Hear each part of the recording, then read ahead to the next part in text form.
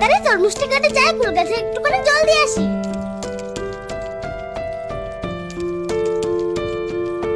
আরে আমাদের সীমানে এত বড় একটা কুল গাছ, দাঁড়া একে তো কেটে ফেলতে হচ্ছে।